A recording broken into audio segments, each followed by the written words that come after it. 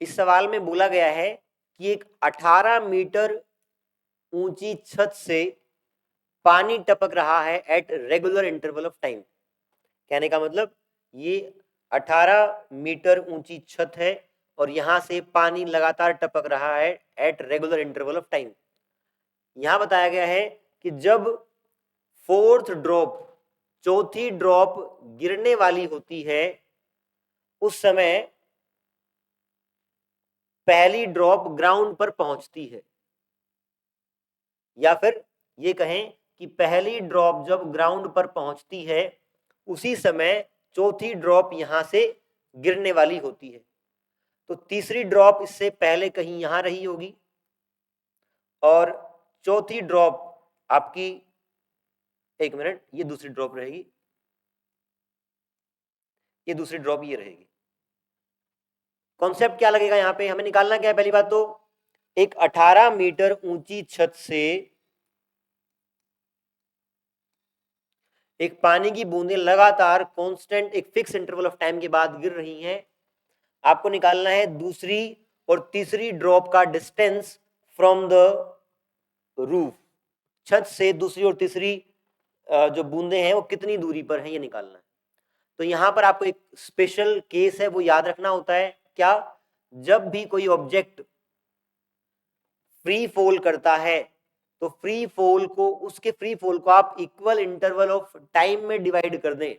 कहने का मतलब एक बॉल को ड्रॉप किया गया, पहले टी टाइम में मान लो उसने h डिस्टेंस ट्रेवल किया, अगले टी टाइम में वो 3h ट्रेवल करेगा, उससे अगले में 5h।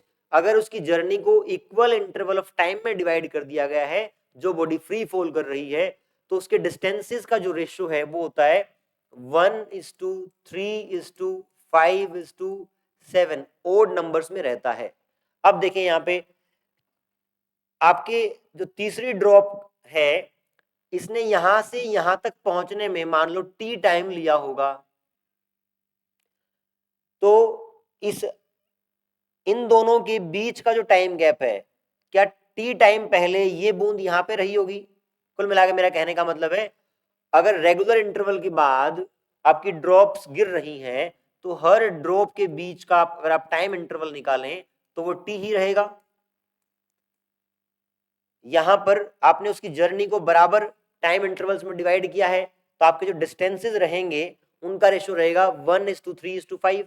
तो पहले इतने डिस्टेंस को यदि मैं h मानूं, अगले को 3h और नेक्स्ट को 5h, तीनों को जोड़ देंगे तो ये आपका हो जाएगा 9h। और आपको पता है टोटल हाइट 18 मीटर गिवन है, तो यहाँ पे 18 से इक्वेट कर देंगे आप, h = 2 मीटर। यहाँ पे जो h की वैल्यू निकल के आई है वो 2 मीटर है, लेकिन पूछा क्या गया है दूसरी ड्रॉप का डिस्टेंस फ्रॉम रूफ, तो ये डिस्टेंस h + 3h 4h हो जाएगा, 4h की वैल्यू हो जाएगी 8 मीटर। तो दूसरी ड्रॉप का डिस्टेंस तो 8 मीटर है, पहली का h ही है तो 2 मीटर। तो 8 और 2 आंसर हो जाएगा, 8 और 2 थर्ड ऑप्शन में है। इस सवाल में हमने क्या सीखा, जब भी एक फ्री फॉल बॉडी के जर्नी को आप इक्वल इंटरवल ऑफ टाइम में डिवाइड करेंगे तो जो उसके डिस्टेंस ट्रेवल्ड का रेशियो है वो 1:3:5:7 ओड नंबर्स में रहेगा।